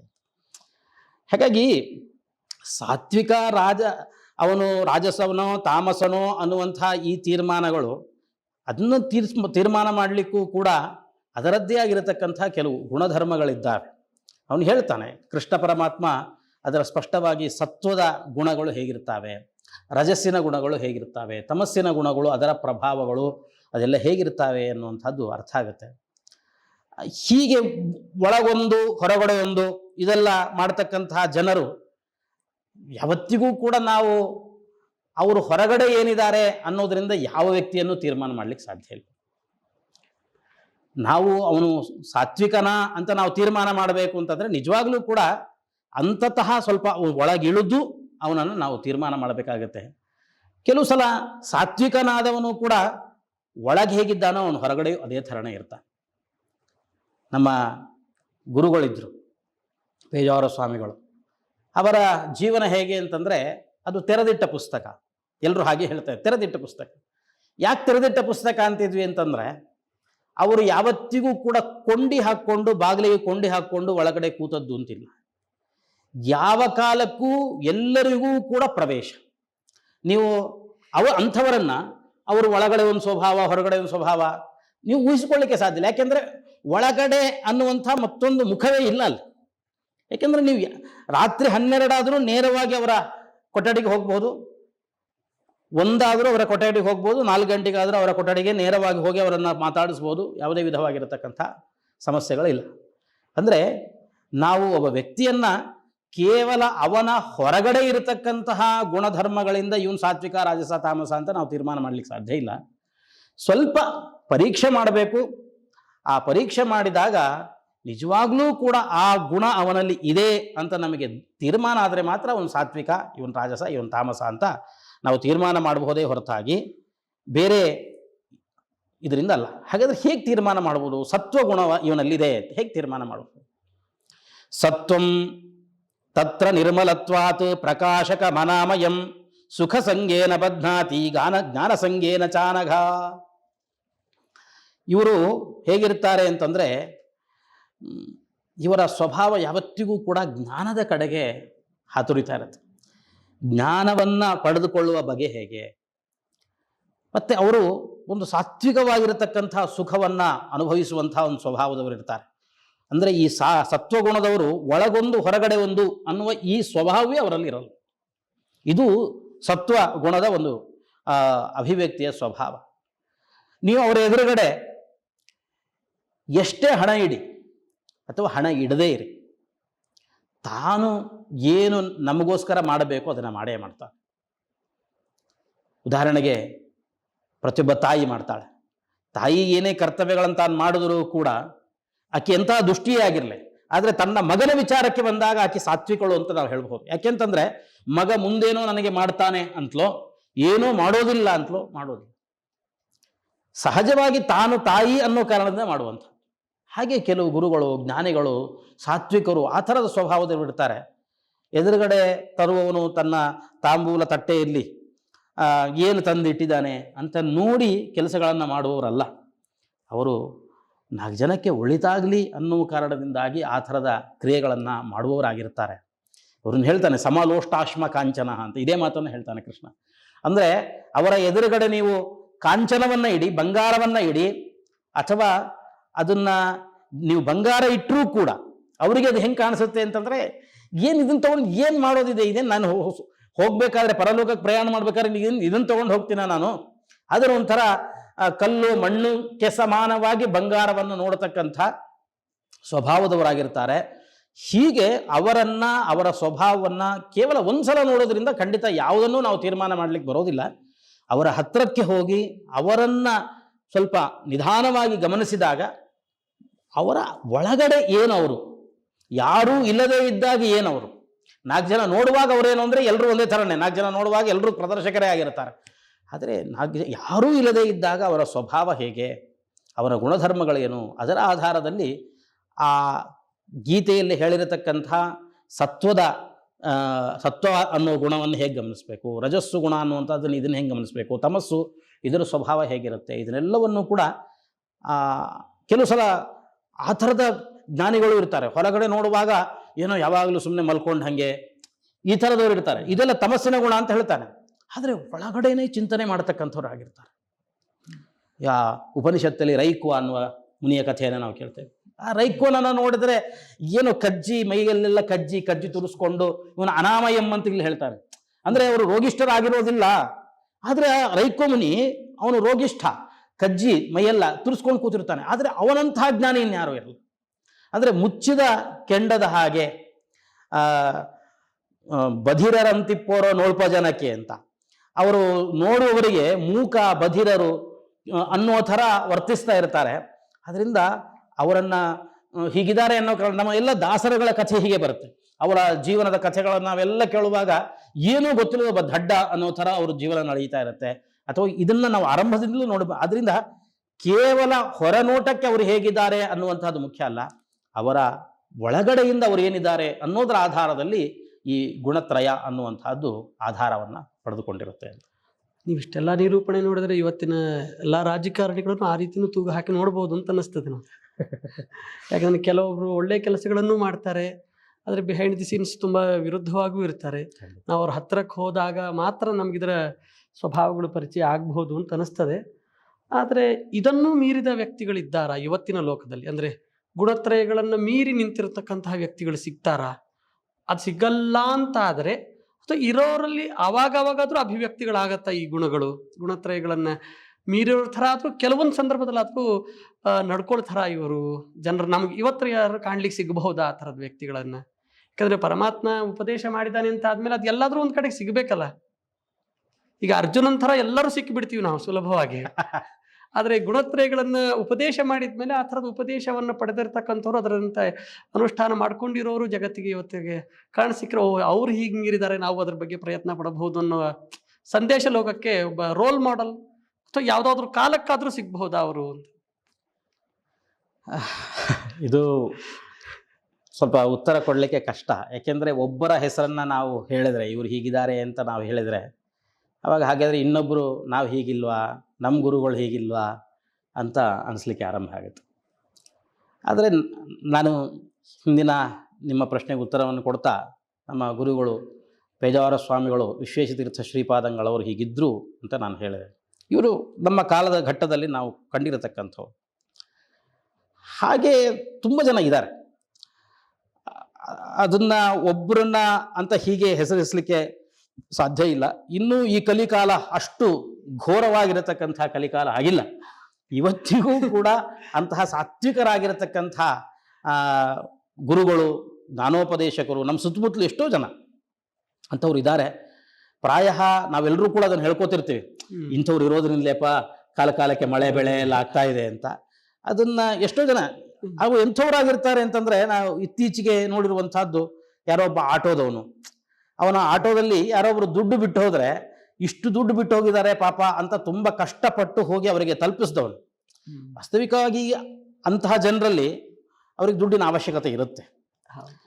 ಹಂಗಿರುವ ಸಂದರ್ಭದಲ್ಲಿಯೂ ಕೂಡ ಇಲ್ಲ, ಇದು ನಂಗೆ ಸಂಬಂಧಪಟ್ಟಿದ್ದಲ್ಲ, ನಾನು ಹೇಳಿದ್ನಲ್ಲ ಸಮಲೋಷ್ಟಾಶ್ಮ ಕಾಂಚನ ಅಂತ, ಇಷ್ಟು ದೊಡ್ಡ ದುಡ್ಡು ತನಗೆ ಸಿಕ್ಕಿದ್ರೂ ಕೂಡ ಅವನದು ಯಾವುದನ್ನು ಕೂಡ ವಿಚಾರ ಮಾಡದೆ, ಇದು ನನಗೆ ಸಂಬಂಧಪಟ್ಟಿದ್ದಲ್ಲ, ಇದು ನನಗೆ ಇದು ಲೋಷ್ಟಕ್ಕೆ ಅಶ್ಮಕ್ಕೆ ನನ್ನ ಕಲ್ಲಿಗೆ ಕಟ್ಟಿಗೆಗೆ ಸಂಬಂಧಪಟ್ಟಿರತಕ್ಕಂಥ ಆ ಥರ ಇದು ಹೊತ್ತು ನಂದಲ್ಲ, ಇದು ಪರದ್ರವ್ಯ, ಅದು ಮುಟ್ಟಿದ್ರೆ ನನಗೆ ಬೆಂಕಿ ಸಮಾನ, ಇದನ್ನು ನನಗೆ ಜೀರ್ಣಿಸ್ಕೊಳ್ಳಿಕ್ಕೆ ಆಗುವುದಿಲ್ಲ ಅನ್ನುವ ಒಂದು ಚಿಂತನೆಯನ್ನು ಮಾಡಿ ಅವರಿಗೆ ಹುಡುಕೊಂಡು ಹೋಗಿ ಅವರಿಗೆ ವಾಪಸ್ ಕೊಟ್ಟು ಬಂದಿರತಕ್ಕಂಥದ್ದು. ಇಷ್ಟು ಅವನು ಕೊಟ್ಟು ಬಂದಾಗ ನಾವೇನೋ ಒಂದು ಅರ್ಧ ಅದನ್ನು ತೆಗೆದುಕೊಡಲ್ಲ. ನಮ್ಮ ಮನಸ್ಸು ಹೆಂಗಿರುತ್ತೆ ಅಂದ್ರೆ, ಆಯ್ತು ಹೋಗ್ಬಿಡ್ತು ಈ ದುಡ್ಡು, ಇನ್ನೇ ನಮಗೆ ಸಿಗ್ಲಿಕ್ಕೆ ಸಾಧ್ಯವಿಲ್ಲ, ಯಾಕೆಂದ್ರೆ ನಾನು ಬಿಟ್ಟಿದ್ದು ಆ ಆಟೋದಲ್ಲಿ, ಅವನ ನಂಬರು ನನ್ನ ಹತ್ರ ಇಲ್ಲ, ಸಿಕ್ಕಿದ್ರೆ ಅವನ್ಯಾಕೆ ನಮ್ಗೆ ತಂದು ಕೊಡ್ತಾನೆ ಅಂತ ಅನ್ಕೊಂಡಿರ್ತೀವಿ. ಆದ್ರೆ ಅಂತಹ ವ್ಯಕ್ತಿ ಒಬ್ಬ ಬಂದು ನಮ್ಗೆ ಕೊಟ್ರೆ ನಾವೇನ್ ಮಾಡ್ತೀವಿ, ಎಲ್ಲಿಂದ ಬಂದಿ ನೀನು? ಓ ಮೇಷ್ಟಿಕ್ಕೆ ಬಂದ್ಯಾ, ಸರಿ ಒಂದು 100 ರೂಪಾಯಿ ಸಾಕಾಗತ್ತಲ್ಲ ಅಲ್ಲಿಂದ ಬರ್ಲಿಕ್ಕೆ ಅಂತ ಕೊಟ್ಟು ಕಳಿಸ್ತೀವಿ. ಅಂದ್ರೆ ಇಲ್ಲಿ ನಾವು ಯಾರನ್ನು ಹೆಂಗೆ ಅಂತ ತೀರ್ಮಾನ ಮಾಡೋದು? ಹಾಗೆ ಪ್ರತಿಯೊಂದು ಹಂತದಲ್ಲಿಯೂ ಕೂಡ ಒಬ್ಬ ಮನೆ ಕೆಲಸ ಮಾಡುವ ವ್ಯಕ್ತಿ, ಒಬ್ಬ ಆಟೋ ಓಡಿಸುವ ವ್ಯಕ್ತಿ ಇರಬಹುದು, ಅಥವಾ ನಮ್ಮ ಸುತ್ತಮುತ್ತಲು ಜನ ಇರಬಹುದು, ನಮಗೆ ಪಾಠ ಮಾಡುವ ಗುರುಗಳು ಇರಬಹುದು, ನಮಗೆ ನಮ್ಮನ್ನು ಮುದ್ರೆಗಳು ಹಾಕಿ ಮಂತ್ರೋಪದೇಶವನ್ನ ನೀಡಿ ನಮ್ಮನ್ನು ಉದ್ಧಾರ ಮಾಡತಕ್ಕಂತಹ ಗುರುಗಳು ಇರಬಹುದು. ಅಂತ ಬೇಕಾದಷ್ಟು ಜನರು ಇವತ್ತಿಗೂ ಕೂಡ ಇದ್ದಾರೆ, ಅಲ್ಲಲ್ಲಿ ಸಿಗ್ತಾರೆ, ಖಂಡಿತವಾಗಿಯೂ ಕೂಡ ಸಿಗ್ತಾರೆ. ಅವರನ್ನ ನಾವು ಗಮನಿಸ್ಬೇಕಷ್ಟೇ, ನಾವು ಹುಡುಕೋಬೇಕಷ್ಟೆ. ಇಲ್ಲ ಅಂತಂದ್ರೆ ಅದು ನಮ್ಮ ಅಪರಾಧ ಆಗುತ್ತೆ. ಎಷ್ಟೋ ಜನ ಅಂತಹ ಸಾತ್ವಿಕರು ಸಿಗ್ತಾರೆ, ಹೋಗ್ಬೇಕು. ಅದನ್ನು ನಾವು ಬಹಳ ಸೂಕ್ಷ್ಮವಾಗಿ ಸಂವೇದನೆಯಿಂದ ಅದನ್ನು ಗಮನಿಸ್ಬೇಕು. ಯಾಕೆಂದ್ರೆ ಇನ್ನೊಬ್ಬರ ಕಣ್ಣಿಗೆ ಏನು ಕಂಡಿರುತ್ತೋ ಅದು ನಮ್ಮ ಕಣ್ಣಿಗೆ ಸತ್ಯ ಆಗಬೇಕು ಅಂತಿಲ್ಲ. ನಮ್ಮ ದೃಷ್ಟಿಕೋನದಿಂದ ನಾವು ಅವರನ್ನ ಗಮನಿಸಿ ಇವರು ನನಗೆ ಗುರುಗಳು, ಇವರು ಸಾತ್ವಿಕರು ಅಂತ ನಾನು ತೀರ್ಮಾನ ಮಾಡಬೇಕು ಹೊರತು ಕಾಳಿದಾಸ ಹೇಳುವಂತೆ ಮೂಢ ಪರಃ ಪ್ರತ್ಯಯನೆಯ ಬುದ್ಧಿ ಅಂತ ನಾವು ಏನು ಸತ್ಯಾಸತ್ಯತೆಯನ್ನು ನಮ್ಮ ಅಂತಃಕರಣದಿಂದ ನಮ್ಮ ಸಾಕ್ಷಿಯಿಂದ ನಾವು ತೀರ್ಮಾನ ತಗೊಳ್ಬೇಕೇ ಹೊರತಾಗಿ ಅವ್ರು ಹೇಳಿದ್ರು ಇವ್ರು ಹೇಳಿದ್ರು ಅನ್ನೋ ಕಾರಣದಿಂದ ನಾವು ಅದು ಹಗಲು ಕಾಣುವ ರಾತ್ರಿಗೆ ಹೋಗಿ ಬಾವಿಗೆ ಹೋಗಿ ರಾತ್ರಿಗೆ ಬಿದ್ದ ಹಾಗೆ ಆಗಿಬಿಡುತ್ತೆ. ಅದರಿಂದ ಅದನ್ನು ನೇರವಾಗಿ ನಮ್ಮ ಅಂತಃಸಾಕ್ಷಿಯಿಂದ ಅದನ್ನು ಹತ್ತಿರಕ್ಕೆ ಹೋಗಿ ಗಮನಿಸಿ ಹೌದು ಇವರು ಸಾತ್ವಿಕರು ಅಂತ ತೀರ್ಮಾನ ಮಾಡಿಕೊಂಡು ನಾವು ಅವ್ರ ಜೊತೆಗೆ ವ್ಯವಹಾರ. ಇದು ಕೇವಲ ಸಾತ್ವಿಕರ ವಿಷಯಕ್ಕಲ್ವಲ್ಲ, ಯಾವುದೇ ಒಂದು ನಾವು ಲೌಕಿಕ ವ್ಯವಹಾರವನ್ನು ಮಾಡುವಾಗಲೂ ನಾವು ಹೀಗೆ ಯಾರೋ ಒಬ್ಬರು ನಮಗೆ ಏನೊಂದು ಸೈಟ್ ಕೊಡಬೇಕು ಅಂತಿದ್ದಾರೆ, ಅವ್ರದ್ದು ಯಾವುದೋ ಸೈಟ್ ನಮಗಿದೆ, ಯಾವುದೋ ಒಂದು ಮನೆ ಇದೆ ಅಂತಂದರೆ ಯಾರೋ ಹೇಳಿದ್ರು ಅಂತೇಳಿ ನಾನೇನು ದಬಕ್ಕಂತ ಹೋಗಿ ನಾನು ತಗೊಳ್ಳಲ್ಲ. ನಾನೇನು ಮಾಡ್ತೀನಿ, ಅದರ ವಿಮರ್ಶೆ ನಾನು ಮಾಡ್ಕೋತೀನಿ ನಾನೇ ಖುದ್ದಾಗಿ. ನನ್ನ ಸ್ನೇಹಿತನೇ ಹೇಳಿರಲಿ, ನನ್ನ ಬಂಧುವೇ ಹೇಳಿರಲಿ ಅವ್ರು ತುಂಬ ಒಳ್ಳೆಯವರು ಅಂತ ಹೇಳಿ ನಮಗೆ ನಂಬಿಕೆ ಇರಲ್ಲ. ಬರೀ ಅಷ್ಟೇ ಅಲ್ಲ, ಮದುವೆ ವ್ಯವಹಾರಗಳು ಪ್ರತಿನಿತ್ಯ ಮನೆಗಳಲ್ಲಿ ನಡೀತಾ ಇದೆ. ಮದುವೆ ವ್ಯವಹಾರ, ಆ ಹುಡುಗ ತುಂಬ ಒಳ್ಳೆಯವನು ಅಂತ ಹೇಳಿದ ಕೂಡಲೇ ಯಾರು ಇವರು ಕೊಡಲ್ಲ, ಅಥವಾ ಹುಡುಗಿ ಕಡೆಯವರು ತುಂಬ ಚೆನ್ನಾಗಿದ್ದಾರೆ ಅಂದರೆ ಕೊಡಲ್ಲ. ಹೋಗಿ ಇವರು ಪರೀಕ್ಷೆ ಮಾಡ್ತಾರೆ, ಅವರ ಸುತ್ತಮುತ್ತಲೆಲ್ಲ ವಿಚಾರವನ್ನು ಮಾಡ್ಕೊಂಡು ವ್ಯವಹಾರ. ಅದರಿಂದ ಯಾರೋ ಒಬ್ರು ಹೇಳಿದ್ರು ಅನ್ನೋ ಕಾರಣದಿಂದ ನಾವು ನಮ್ಮನ್ನು ನಾವು ಕಳ್ಕೊಳ್ಳುವಂಥದ್ದಲ್ಲ. ಆದರೆ ನೀವು ಕೇಳಿದ ಪ್ರಶ್ನೆಗೆ ಉತ್ತರ ಅವರವರಿಗೆ ಅದು ಕಂಡಿರುತ್ತೆ. ಅದರಿಂದ ನಾವು ಇಂಥವ್ರಿದ್ದಾರೆ ನೋಡಿ ಅಂತಂದ್ರೆ ಪಾಪ ಇನ್ನೊಬ್ಬರಿಗೆ ನಾವು ಅವರಿಗೆ ಅಪಕೀರ್ತಿಯನ್ನ ಹೆಸರಿಸ್ಲಿಕ್ಕೆ ಆಗಲ್ಲ. ಇಲ್ಲಿ ಇಂತಹ ಸಂದರ್ಭಗಳಲ್ಲಿ ನಾವು ಇಂಥವ್ರು ಇದ್ದಾರೆ ಅಂತ ಹೇಳಿದ್ರೆ ಹಾಗೆ ಇನ್ನೊಬ್ಬ ಅಂತಹ ಗುರು ಇರಬಹುದು, ಕಂಡಿರಬಹುದು, ನಾವು ಇವ್ರನ್ನ ಹೇಳಲಿಲ್ಲ ನೋಡಿ ಅನ್ನೋ ತರ ಪ್ರಶ್ನೆ ಬರುತ್ತೆ. ಅದರಿಂದ ಅವರವರ ಅಂತಃಸಾಕ್ಷಿ ಅವರಿಗೆ ಅದು ತೋರಿಸಿಕೊಟ್ಟಿರುತ್ತೆ, ಆ ಕ್ರಮದಲ್ಲಿ ಅವರು ಮುಂದೆ ಹೋಗ್ಬೇಕು. ಹಾಗಾದರೆ ಒಳ್ಳೊಳ್ಳೆ ಕೆಲಸ ಮಾಡ್ತಾ ಹೋದರೆ, ನೀವು ಹೇಳಿದ್ರಿ ಏನು ಹೋದರೂ ಈ 3 ಚೌಕಟ್ಟಲ್ಲೇ ಇರಬೇಕಾಗ್ತದೆ ಮನುಷ್ಯ. ಅದು ಯಾವುದೋ ಒಂದು ಸ್ವಭಾವ, ಅದು ನಾವು ಲೋಕದಲ್ಲಿ ಸಾಕಷ್ಟು ಇದನ್ನು ಅನುಭವಿಸ್ತೀವಿ. ಈಗ ಒಂದೇ ಇದರಲ್ಲಿ ನೀರಿನಲ್ಲೇ ಕಮಲದ ಹೂವು ಬೆಳೀತದೆ, ಕಪ್ಪೆನೂ ಬೆಳೀತದೆ, ನೈದಿಲೆ ಹೂವು ಬೆಳೀತದೆ. ಆದರೆ ಅದರ ಸ್ವಭಾವ ಒಂದು ದೇವ್ರ ಮೇಲೆ ಏರಿಸ್ತೀವಿ, ಇನ್ನೊಂದು ತುಳಿತೀವಿ, ಇನ್ನೊಂದು ಮುಟ್ಟಿದ್ರೆ ಹೇಸಿಗೆ ಪಟ್ಕೊಳ್ತೀವಿ. ಆದರೆ ಅದು ಯಾಕೆಂದ್ರೆ ಅದರ ಸ್ವಭಾವ ಅನ್ನೋದಕ್ಕೆ ನಾವು ಪರಿಹಾರ ಮಾಡ್ಕೊಳ್ಬೇಕೇ ಹೊರತು ಇನ್ನೊಂದಿಲ್ಲ ಅಂತ ನಿಮ್ಮ ಒಟ್ಟು ಮಾತಿನ ಅಂತರ್ಯ ಅಂತ ಅನ್ನಿಸ್ತದೆ. ಆದರೂ ಎಲ್ಲೋ ಒಳ್ಳೆಯ ಕೆಲಸಗಳನ್ನು ಮಾಡಿದರೆ ಅವನು ಮುಂದೆ ಹೋದಂಗೆ, ಅಂದರೆ ಈ ಇರೋಷ್ಟು ದಿವಸ ಇದ್ವಿ, ಮುಂದೆ ಹೋದಂಗೆ ಅವನಿಗೇನೋ ಒಳ್ಳೇದಾಗ್ತದೇನೋ, ಅಥವಾ ಕೆಟ್ಟ ಕೆಲಸಗಳನ್ನು ಮಾಡಿದ್ರೆ ಇನ್ನೊಂದೇನೋ ಮುಂದಿನ ಜನ್ಮದಲ್ಲಿ ಅವನಿಗೆ ಇನ್ನೊಂದೇನೋ ತೊಂದರೆಗಳಾಗತ್ತೇನೋ. ಅದೆಲ್ಲವೂ ಇದಕ್ಕೆ ಏನಾದರೂ ಒಂದು ಇವತ್ತಿನ ಸತ್ವಗುಣ ಅದು ಮುಂದಿನ ಜನ್ಮಕ್ಕೂ ಅಥವಾ ನಮ್ಮ ಕೊನೆಗೆ ಹೇಳೋದಂತಂದ್ರೆ ಮೋಕ್ಷ ಅಂತ ಹೇಳಲಿಕ್ಕೆ ಹೊರಟ್ರೆ ಅದಕ್ಕೂ ಇದು ಸಹಕಾರಿ ಆಗತ್ತಾ, ಅಥವಾ ಅದನ್ನು ಬಿಟ್ಟು ಮೀರಿ ಮುಂದೆ ಹೋಗಬೇಕಾ? ಗುಣತ್ರಯಗಳನ್ನು ತ್ಯಜಿಸಿ ಮೀರಿ ನಿಂತು ಕೆಲಸ ಮಾಡಲಿಕ್ಕೆ ಅವನಿಗೆ ಬೇಕಾಗತ್ತಾ, ಅಥವಾ ಅವುಗಳನ್ನು ಇಟ್ಟುಕೊಂಡೇ ಅವನು ಮುಂದುವರಿಬೇಕಾಗ್ತದಾ ಅಂತದೊಂದು ಮೂಲಭೂತ ಪ್ರಶ್ನೆ. ತುಂಬ ಒಳ್ಳೆಯ ಪ್ರಶ್ನೆ. ಇಲ್ಲಿ ಸ್ವಲ್ಪ ಒಂದು ಕೆಲವು ನಿಮಿಷಗಳು ಇದನ್ನು ಸ್ವಲ್ಪ ಬೇರೆ ರೀತಿಯಲ್ಲಿ ಇದಕ್ಕೆ ವಿವರಣೆಯನ್ನು ನಾವು ಕೊಡಬೇಕಾಗುತ್ತೆ. ನಾವು ಎಷ್ಟೋ ಸಂದರ್ಭದಲ್ಲಿ ಒಬ್ಬ ವ್ಯಕ್ತಿ ನಿರಂತರವಾಗಿ ಅವನು ಸಾತ್ವಿಕನಾಗಿ ಇರಲಿಕ್ಕೆ ಸಾಧ್ಯ ಇಲ್ಲ. ಇದಕ್ಕಿಂತ ಅವನಿಗೆ ಸಿಟ್ಟು ಬಂದುಬಿಟ್ಟಿರುತ್ತೆ, ಅಥವಾ ಅವನು ಕೂಡ ಎಲ್ಲೋ ಒಂದು ನಾವು ಯಾರನ್ನ ಸಾತ್ವಿಕ ಅಂತ ನಾವು ನಂಬಿರ್ತೀವಿ, ಅವನಿಗೆ ಇದ್ದಕ್ಕಿಂತ ಸಿಟ್ಟು ಬರುತ್ತೆ, ಅಪ್ಪ ಏನು ಹಿಂಗೆ ಮಾಡ್ಬಿಟ್ಟಲ್ಲ. ಇದು ನಮ್ಮಲ್ಲಿ ಮಾತ್ರ ಅಲ್ಲ, ಎಂತಹ ದೇವತೆಗಳಲ್ಲೇ ಈ ಥರದ ಗುಣಗಳನ್ನು ನಾವು ನೋಡ್ತೇವೆ.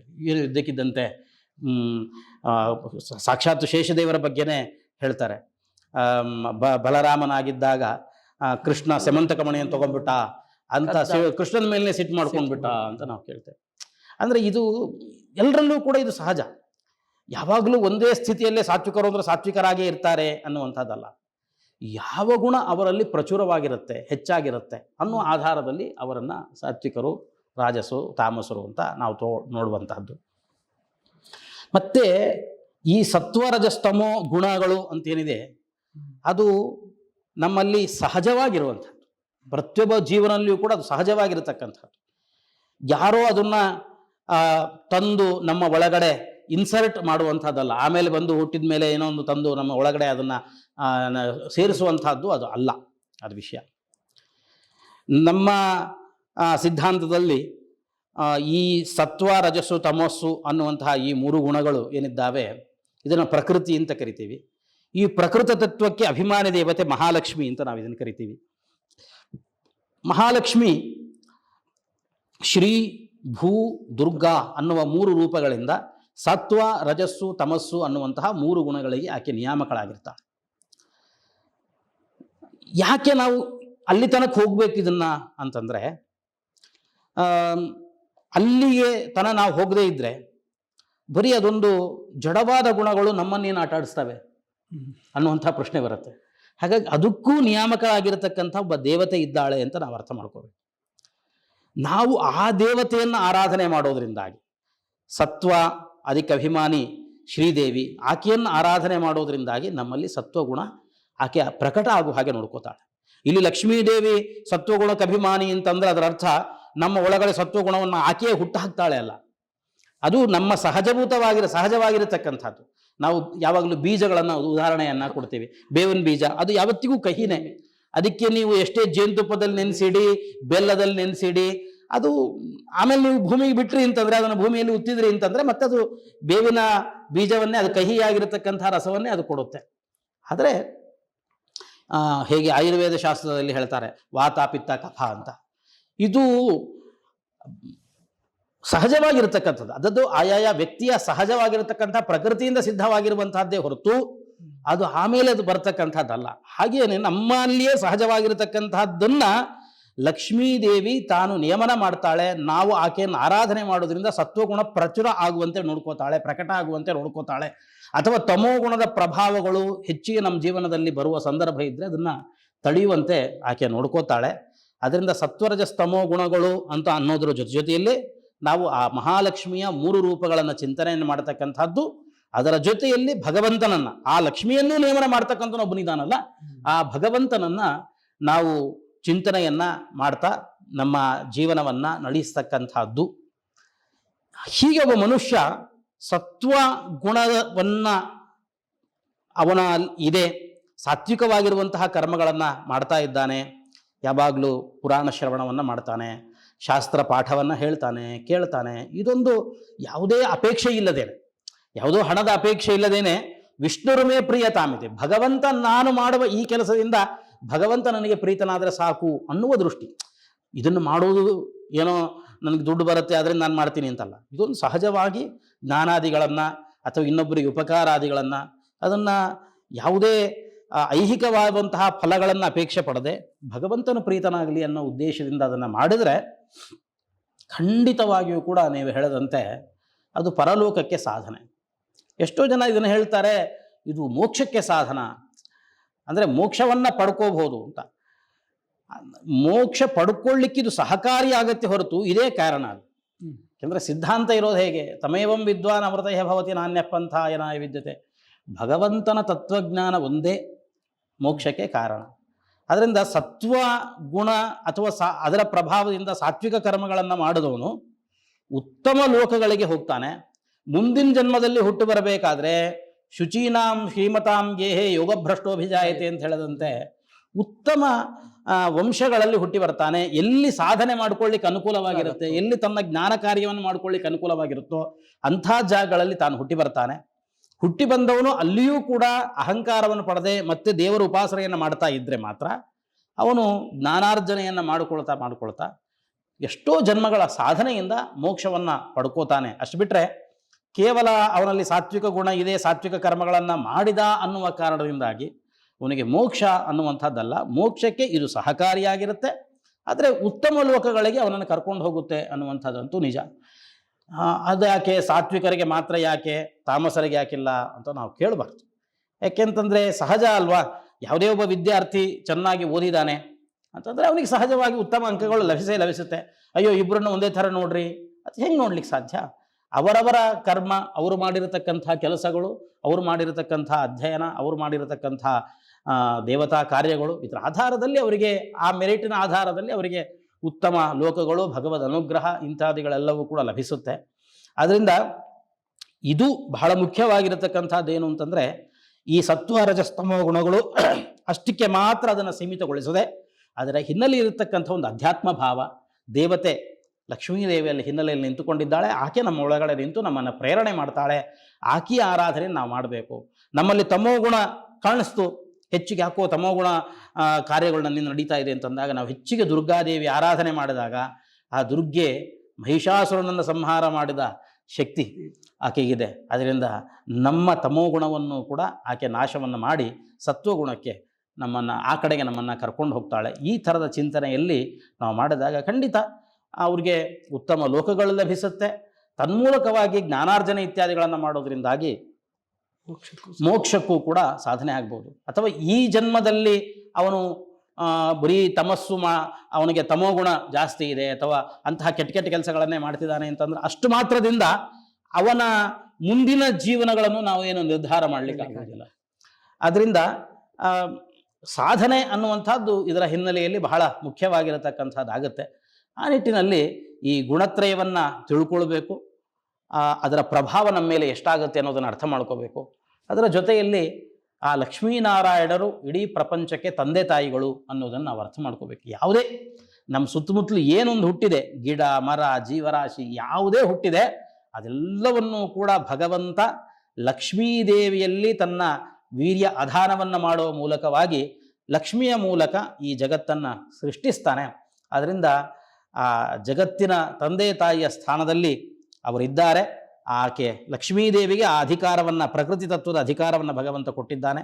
ಆಕೆ ನಮ್ಮ ಒಳಗಡೆ ನಿಂತು ಎಲ್ಲ ಸತ್ಕರ್ಮಗಳನ್ನು ಮಾಡಿಸ್ತಾಳೆ ಅನ್ನುವ ಈ ಅನುಸಂಧಾನ ಇಟ್ಟುಕೊಂಡು ನಾವು ಗುಣತ್ರಯಗಳನ್ನು ಅರ್ಥ ಮಾಡಿಕೊಂಡ್ರೆ, ಬರೀ ಲೌಕಿಕ ದೃಷ್ಟಿಯಿಂದ ಮಾತ್ರ ಅಲ್ಲದೆ ಈ ಅನುಸಂಧಾನ ಇಟ್ಟುಕೊಂಡು ನಾವು ಅರ್ಥ ಮಾಡಿಕೊಂಡಾಗ ಅದು ಹೆಚ್ಚಿಗೆ ಕೆಲವು ಸಲ ಸತ್ವಗುಣ ಜಾಸ್ತಿ ಆಗೋದು, ಇವೆಲ್ಲವನ್ನು ಕೂಡ ನಾವು ಬ್ಯಾಲೆನ್ಸ್ ಮಾಡಿಕೊಳ್ಳಿಕ್ಕೆ ಅನುಕೂಲವಾಗುತ್ತೆ ದೇವರ ಅನುಗ್ರಹದಿಂದ.